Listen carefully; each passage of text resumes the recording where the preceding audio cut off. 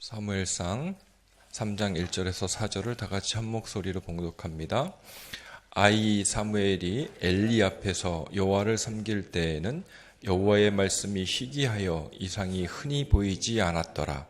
엘리의 눈이 점점 어두워 가서 잘 보지 못하는 그때에 그가 자기 처소에 누웠고 하나님의 등불은 아직 꺼지지 아니하였으며 사무엘은 하나님의 궤인 있는 여호와의 전 안에 누웠더니 여호와께서 사무엘을 부르시는지라 그가 대답하되 내가 여기 있나이다 하고. 아멘. 오늘 말씀은 노병균 목사님께서 전해주십니다. 노병균 목사님은 깊은 통찰과 말씀 중심의 목회로 인천 초원교회를 담임하고 계시고요. 전에는 수영로교회 행정목사, 또 베이직교회 동사목사로도 섬겨주셨습니다. 이제 등불은 꺼지지 않았으며 라는 제목으로 말씀 전해주시겠습니다. 목사님 나오실 때 박수로 인사하겠습니다.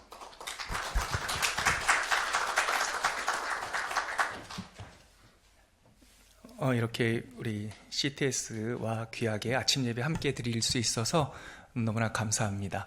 덕분에 제가 모교를 졸업한 지 오늘 아침에 떠올려 보니까 25년 됐던데 졸업한 후에 한 번도 이 노량진역 근처를 오지 못했어요. 그런데 덕분에 오늘 아침 일찍 와서 1시간 전에 와서 이 추억 어린 길도 걸어보고 또 여러분들 예배를 이렇게 준비했습니다.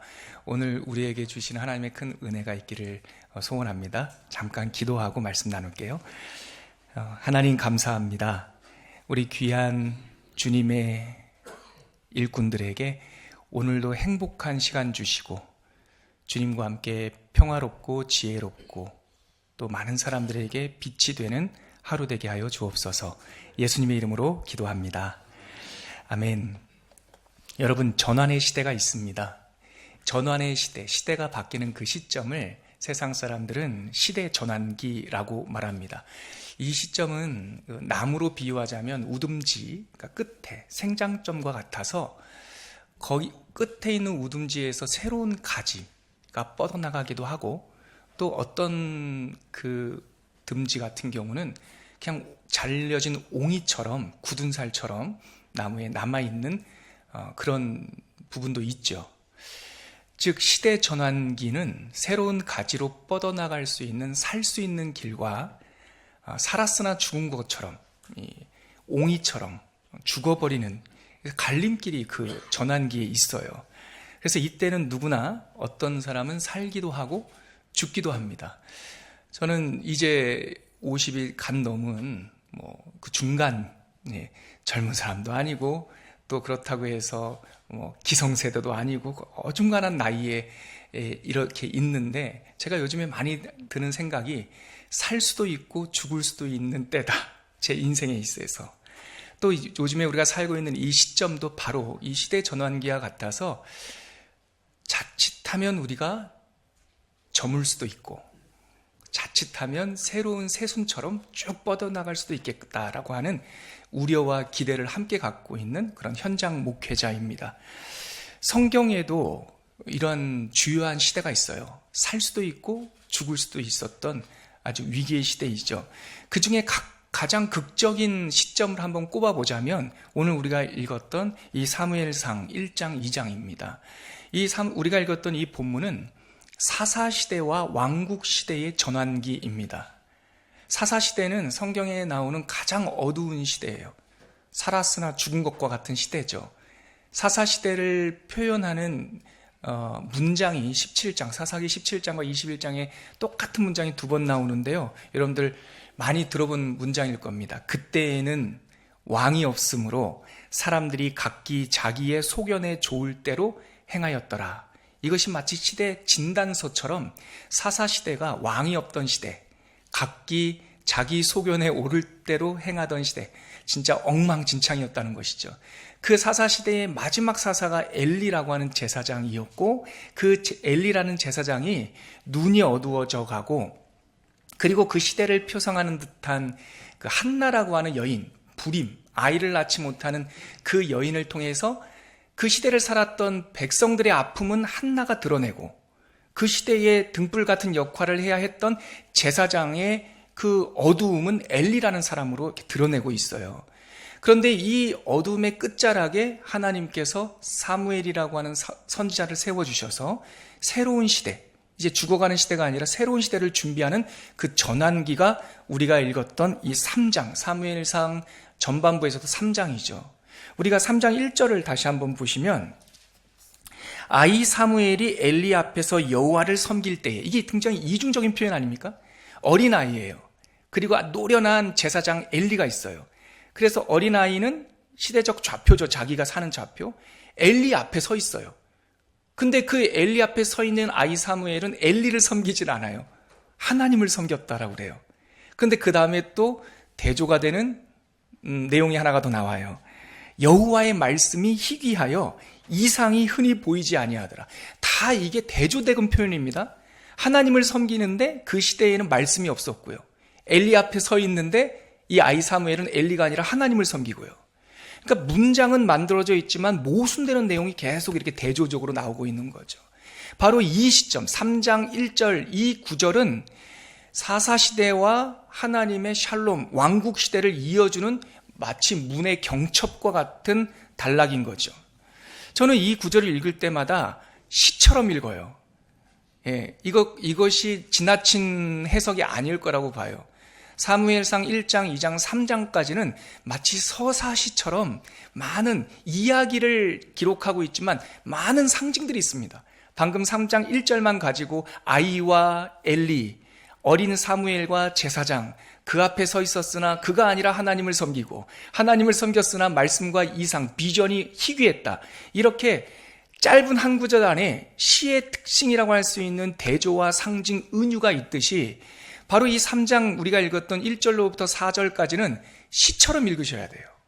그러면서 2절에 가면 본격적으로 하나님께서 사무엘상을 통하여 우리에게 전하고자 하시는 메시지가 아주 압축적으로 나옵니다. 여러분들 혹시 성경 있으시다면 가능하시다면 우리 2절 말씀 저와 함께 이어서 한번 읽어볼까요? 3장 2절입니다. 시작. 엘리의 눈이 점점 어두워가서 잘 보지 못하는 그때에 그가 자기 처소에 누웠고, 이것이 하나님께서 사사시대를 표현하는 표현이죠. 제사장 엘리의 눈이 어두워져 갔대요. 깜깜해져 갔대요. 근데 이거 시력을 말하는 것도 되지만 시력을 말하는 그러니까 눈이 흐릿해져 갔다라고 하는 말은 또다시 제사장이 자기 역할을 제대로 못한다라고 하는 암시죠. 왜냐하면 1절 때문에 그때에는 이상과 비전이 흔히 보이지 않았다. 제사장의 눈이 어두워져 갔다. 예, 이거는 조금만 생각해 보면 알 수 있는, 또 앞에 무슨 내용이 있습니까? 아이 사무엘이 태어나기 전에 한나, 그 불임의 여자, 자식이 없었던 시대의 그 불임의 시대를 대표하는 한나의 기도를 이 엘리 제사장이 들으면서 뭐라고 합니까? 술 좀 끊어라 그러잖아요. 아니 어떻게 된 제사장이 기도하는 거하고 술 취한 거를 구분 못할 정도로 눈이 어둡습니까? 그 2장 이야기가 끝나고 3장 엘리에 대해서 하나님이 묘사하실 때 눈이 어두워져 갔다라고 그래요. 그 시대, 사사시대를 표현하는 시적 상징으로 봐도 되죠. 그런데 한 구절이 더 따라 나오지 않습니까? 우리가 읽었던 2절 뒷부분에 보면 엘리는 어디에 누워 있습니까? 자기 처소에 누워 있다는 거예요. 그런데 3절 같이 보시죠. 3절 같이 읽어볼게요. 시작. 하나님의 등불은 아직 꺼지지 아니하였으며 사무엘은 하나님의 궤에 있는 여호와의 전 안에 누웠더니, 이 3절도 기가 막힌 거죠. 아니, 엘리 제사장이 자기 처소에 누웠다. 이게 히브리어 성경을 보면 그리고라고 하는 접속사가 있어요. 등위 접속사가. 엘리 제사장이 자기 집에 누웠다. 그런데 하면 그 다음에 어떤 문장이 나와야 되냐면, 그런데 사무엘은 자기 하나님의 궤에 있는 여호와의 전 안에 누웠다. 이렇게 대조돼야 되는 거예요. 그러니까 엘리 제사장은 자기 집에 누웠고, 3절 중반에 있는 이어져야 될 것은 사무엘은 하나님의 전 안에 누웠다. 이렇게 대조돼야 되는데, 뜻밖의 우리가 읽은 3절에는 사무엘은 하나님의 법궤가 있는 여호와의 전 안에 누웠더니라고 하는 이 내용 앞에 하나님의 등불은 아직 꺼지지 아니하였으며 라고 하는 변주가 삽입되어 있어요. 잘 보세요. 이거 어렵지 않습니다. 그때는 이상이 잘 보이지 않는 때였습니다. 엘리 제사장은 자기 집에 누웠습니다. 그런데 아이 사무엘은 하나님의 법궤가 있는 전에 누웠습니다. 이게 맞잖아요. 문장의 순서로 보면. 근데 엘리의 누워있는 자리와 사무엘이 누워있는 자리, 엘리는 자기 집에 누워있고 사무엘은 하나님의 전에 누워있다. 그 사이에 하나님의 등불은 아직 꺼지지 아니하였으며 라고 하는 이 시의 흐름에서, 정형적인 시의 흐름에서 변주를 주는 한 구절이 딱 끼어 있는 거죠. 바로 그리고 나서 우리가 읽었던 마지막 구절 4절 한번 보세요. 4절 같이 읽겠습니다. 시작. 여호와께서 사무엘을 부르시는지라 그가 대답하되 내가 여기 있나이다. 4절에 뭐가 나옵니까? 여호와께서 사무엘을 사무엘아 사무엘아 불렀대요. 이 4절은 뭐와 대조를 이룹니까? 1절. 그때의 이상과 말씀이 희귀했다. 그때는 말씀이 없었다라는 1절과 4절, 여호와께서 사무엘을 불렀다라고 하는 말씀이 딱 대조되고 있고요. 자, 보세요. 이제 보입니다. 구조가. 하나님의 말씀이 없었던 그 시대에 1절입니다. 4절, 여호와께서 사무엘을 불렀고 엘리가 자기 처소에 누워있던 그 순간에 3절 끝부분에 아이 사무엘은 하나님의 말씀의 궤가 있는 성전에 누웠고, 이 대칭되는 이야기의 정 가운데 이 이야기를 통해서 전해주고 싶어하는 하나님의 메시지 3절 앞부분 뭐가 있다고요? 하나님의 등불은 아직 꺼지지 아니하였으며. 이것이 오늘 이 이야기를 통해서 사사시대와 왕국시대, 저에게 신학을 가르쳐줬던 한 교수님은 엔샬롬의 시대, 즉 샬롬이 없던 시대와 샬롬의 시대, 하나님께서 다스리는 왕국시대의 경첩 부분에 이 말씀이 딱 있으면서 하나님께서 시대 전환기에 살고 있는 이 시대의 사람들과 어쩌면 2024년 오늘 우리가 살고 있는 이 시대의 우리들에게 전해주고 싶어 하시는 한 말씀의 음성은 여호와의 등불은 아직 꺼지지 않았다라고 하는 메시지입니다. 여러분, 살 수도 있고 죽을 수도 있습니다. 전환기는 그렇게 기대도 있지만 또 긴장감도 갖게 하는 때입니다. 우리는 어떻습니까? 우리는 지금 어떤 시대에 살고 있습니까? 수많은 경고가 있었지만 우리는 그날이 오지 않을 것 같은 마음으로 그냥 넋놓고 있다가 어느 날 갑자기 코로나라고 하는 강제적 위기를 맞이했고요. 그 코로나를 통과해서 이제 새로운 시대를 강제적으로 맞이했어요. 아무리 생각해봐도 우리가 살고 있는 CTS와 우리 초원교회와 이 대한민국과 전 세계 환경, 기후, 위기, 개인적인 파편화되는 인간들, 또 교회의 영권이 작아지고 이 위기는 어쩌면 바로 이 사무엘상 3장에는 이 모습이 아닐까 저는 많이 생각을 해요. 이때 살 수도 있고 죽을 수도 있어요. 개인적으로나 교회적으로나 공동체나 국가도 마찬가지죠. 그때 우리가 바라봐야 될 게 뭐가 있을까요? 저는 3장 3절에 있는 여호와의 등불은 아직 꺼지지 아니하였으며, 이것이 우리 크리스찬들에게, 우리 선교사들에게, 사역자들에게 등불이 되는, 등대가 되는 말씀이라고 저는 믿습니다.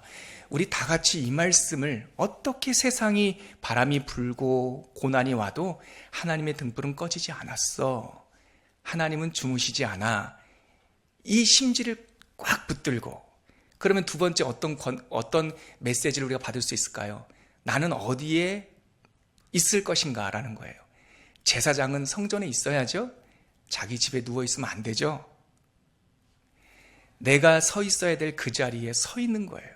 하나님의 놀라운 역사는 요란한 피켓팅이나 어떤 정치적인 이슈로 되는 게 아니라, 저는 성경에서 제가 묵상할 때 모든 사람이 각자 서 있어야 될 그 자리, 아이 사무엘은 하나님의 궤가 있는 성전에 누웠더니, 그래서 제가 이 시대를 살면서, 저는 지역교회 목사이지만 제가 할 수 있는 가장 큰 순종과 영적 전투가 있다면 저희 교회의 그 로컬 현장 목회를 최선을 다해서 하는 거예요.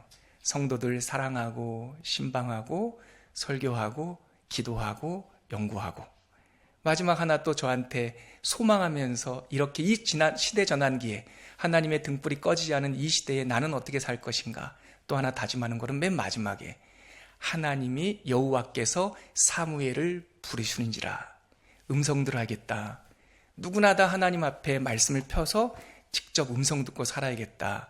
그럴 때 사무엘이 이렇게 대답하죠. 네, 내가 여기 있습니다. 이 단어는 아주 의미심장한, 구약 성경의 의미심장한 말입니다. 힌내니, 들어보셨죠? 힌내니 내가 여기 있습니다.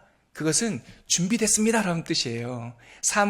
아브람을 부를 때도 아브라함아 아브라함아 할 때 아브라함이 뭐라고 대답하죠? 창세기 22장에 힌내니 내가 여기 있습니다. 이사야를 부를 때도 내가 여기 있습니다. 사무엘을 부를 때도 내가 여기 있습니다. 저희 교회와 저와 우리 CTS와 한국에 있는 성도님들이 결정적인 순간 하나님께서 아무개야 CTS야 부를 때 네, 여기 있습니다 라고 대답하고 준비된 일꾼들이 되시기를 주님의 이름으로 축복합니다. 기도하겠습니다. 하나님 감사합니다. 여호와의 등불은 꺼지지 않았다. 이 한 말씀 오늘 아침에 우리에게 주셔서 우리가 그 말씀을 다시금 기억하고 붙듭니다. 이 시대 전환의 이 분기점에서 살 수도 있고 죽을 수 있는데 생명의 주관자 되신 하나님을 붙들면 우리에게 길이 보이고 빛이 보이고 살 길이 열릴 줄 믿습니다. 하나님 아버지, 각자의 자리를 충성되게 지키는 하나님의 일꾼 되게 하여 주시옵시고 어떤 순간에나 하나님의 음성 듣게 하시고 그 음성이 들려올 때 힌내니 제가 여기 있습니다 라고 대답할 수 있는 사명자들이 되게 하여 주시옵소서. 예수님의 이름으로 기도합니다. 아멘. 잠깐 우리 축도로 예배 마치기 전에 한 1분 정도만 우리가 아침을 시작하는 기도를, 각자 개인 기도를 드리고 제가 축도로 예배를 마치겠습니다. 오늘 목요일 아침을 주신 하나님 감사합니다. 어제와 같이 살지 않도록 도와주시고 하나님을 따라가게 하여 주시옵소서. 기도하겠습니다. 하나님 감사합니다. 빛으로, 은혜로, 사랑으로, 하나님의 말씀으로 인도하여 주시옵소서. 하나님께서 함께 하심으로 우리 가운데 있는 하나님의 말씀이, 하나님의 생각이 흘러가게 하여 주시옵시고 하나님의 은혜 가운데 온전하게 설 수 있는 우리 귀한 전파 선교사들이 다 될 수 있도록 주님께서 이끌어 주시옵소서. 영생은 곧 유일하신 참 하나님과 그가 보내신 자 예수 그리스도를 아는 것이니이다. 미디어와 방송을 통하여 하나님을 알 수 있도록 전하는 귀한 일꾼들을 지켜주시고 오늘도 내가 하는 이 하나의 엔지니어링과 방송과 모든 섬김이 사람 살리는 일인 줄 알고 그대로 살아가며 더욱더 행복하고 열매 거두는 복된 CTS가 되게 하여 주옵소서. 이제는 우리 구주 예수 그리스도의 은혜와 하나님 아버지의 극진하신 사랑하심과 성령 하나님의 내주 충만하신 은총이 오늘 여호와의 등불은 꺼지지 않았다. 이 한 말씀 붙잡고 승리하며 열매 거두는 삶을 살겠다고 결단한 이 자리에 고개 숙인 귀한 성도님들과 CTS와 대한민국 교회 머리 위에 지금부터 영원까지 함께 하시기를 간절히 축원하옵나이다. 아멘.